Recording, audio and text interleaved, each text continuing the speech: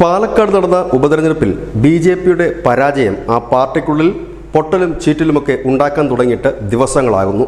പക്ഷെ അതിനിടയിലും ചില പ്രത്യാശയുടെ പൊൻകിരണങ്ങൾ കാണുകയാണ് ബുദ്ധിജീവികളായ ചില പരിവാർ അനുഭാവികൾ.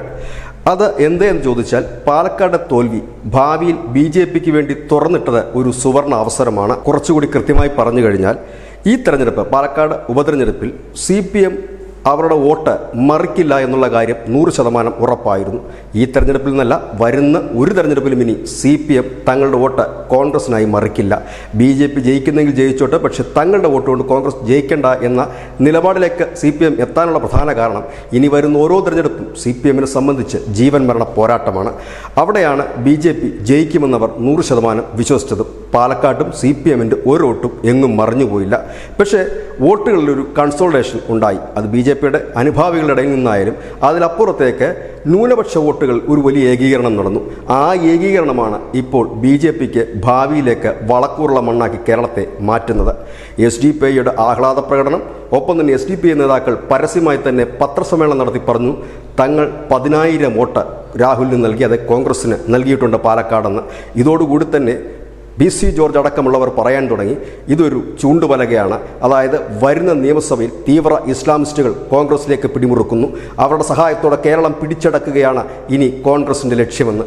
അതായത് മുൻപോട്ട് കുതിക്കാനിരുന്ന കോൺഗ്രസിനെ ഈ തീവ്ര ഇസ്ലാമിസ്റ്റുകൾ മുക്ക് കയറിട്ട് പിടിച്ചുകൊണ്ട് തങ്ങളുടെ വഴിയെ നടത്തുകയാണ്. ജമായത്ത് ഇസ്ലാമിയും SDPIയും പോലുള്ള സംഘടനകൾ പരസ്യമായും രഹസ്യമായുമൊക്കെ വോട്ട് ജിഹാദ് രീതിയിൽ വോട്ടുകൾ കൂട്ടമായി ചേർത്തുകൊണ്ട് ഖുറാനിലും മറ്റും കൈതൊടിയിച്ച് സത്യം ചെയ്യിച്ചുകൊണ്ട് ഒരു ന്യൂനപക്ഷത്തിൻ്റെ ആ ഒരു കൺസോൾട്ടേഷൻ ഉണ്ടാക്കി പല മണ്ഡലങ്ങളിലും കോൺഗ്രസിനെ ജയിപ്പിക്കാനുള്ള നീക്കം ഇതോടുകൂടി പരസ്യമാവുകയാണ്. ഇത് തന്നെ ബി.ജെ.പി അടുത്ത തെരഞ്ഞെടുപ്പിൽ വലിയ പ്രചരണ വിഷയമാക്കുകയും ചെയ്യും. നിലവിൽ മതേതരത്വം വെടിഞ്ഞ് ജീവിക്കാനുള്ള വഴിതേടി ബി.ജെ.പിയുടെ പാളയത്തിലേക്ക് നീങ്ങുന്ന ക്രിസ്ത്യൻ ഹിന്ദു വിഭാഗങ്ങൾക്ക് ഇത് കൂടുതൽ ഏകീകരണ സ്വഭാവം ഉണ്ടാക്കുകയും ചെയ്യും. അത് തിരിച്ചറിഞ്ഞിട്ടാണ് CPM ഈ അടുത്ത കാലത്തൊന്നും അതിര് കവിഞ്ഞ മുസ്ലിം പ്രീണനത്തിലേക്ക് പോകാത്തത്. അറിഞ്ഞോ അറിയാതെയോ മുസ്ലിം പ്രീണനത്തിലേക്ക് പോയാൽ സ്വാഭാവികമായും SDPIയുടെയും ജമാഅത്ത് ഇസ്ലാമിയുടെയും ഒക്കെ ചീത്തപ്പേര് പേറേണ്ടി വരും. ഇതങ്ങനെ വെറുതെ പറഞ്ഞു പോകുന്നതല്ല. 2001 തെരഞ്ഞെടുപ്പിൽ 99 സീറ്റായിരുന്നു UDFന് കിട്ടിയത്. അവിടെ കോൺഗ്രസിൻ്റെ ശക്തി കേന്ദ്രമായ എറണാകുളം ജില്ലയിൽ ഒരേ ഒരു സീറ്റിൽ അവർ തോറ്റുപോയി. ആ തോറ്റ സ്ഥാനാർത്ഥിയുടെ പേര് PP തങ്കച്ചൻ. എന്തുകൊണ്ട് തോറ്റു എന്ന് ചോദിച്ചാൽ, കോൺഗ്രസ്സുകാർ അടക്കം പറയുന്നൊരു കാര്യമുണ്ട്. അന്ന് ആ തെരഞ്ഞെടുപ്പിൽ അബ്ദുൾ നാസർ മദനിയുമായി PP തങ്കച്ചൻ ഇരിക്കുന്നൊരു ഫ്ലെക്സ് ആയിരുന്നു ആ തോൽവിയുടെ പ്രധാന കാരണമെന്ന്. അതുകൊണ്ട് തന്നെ ഇപ്പോൾ ഇത്തരം സംഘടനകളുടെ പേര് പോലും തങ്ങളുടെ ഭാഗത്തേക്ക് വരാതിരിക്കാൻ CPM കരുതലെടുക്കുകയാണ്. കാരണം CPMൻ്റെ ബേസ് വോട്ട് തന്നെ ഹൈന്ദവ വോട്ടുകളാണ്. അതൊക്കെ ഈ ലോക്സഭയിൽ കുറച്ചൊക്കെ ചോർന്നുപോയി. ബാക്കി കൂടി സംരക്ഷിച്ച് നിർത്തിയില്ലെങ്കിൽ ചെങ്കൊടി കാണാൻ റെയിൽവേ ട്രാക്കിൽ പോകേണ്ടി വരും. അതുകൊണ്ട് തന്നെ അവർ ആ പാത വിട്ടു തുടങ്ങി. ഇപ്പോൾ അവരെ ചേർത്ത് പിടിക്കുന്നത് കോൺഗ്രസ്സാണ്.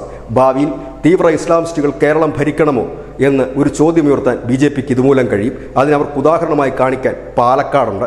അതും രഹസ്യമായ ബാന്ധവമല്ല, പരസ്യമായ ബാന്ധവം. കോൺഗ്രസ് നേതാക്കളും ജമാഅത്ത് ഇസ്ലാമിയും SDPIയും ഒക്കെ ചേർന്ന് നിൽക്കുന്ന ചിത്രങ്ങൾ, SDPIയുടെ പരസ്യമായ ആഹ്ലാദ പ്രകടനം, SDPIയുടെ നേതാക്കൾ പരസ്യമായി തങ്ങൾ വോട്ട് നൽകി എന്ന് പറയുന്നത്, അങ്ങനെ 1000 ഉദാഹരണങ്ങൾ നിരത്താനും ഉണ്ടാകും.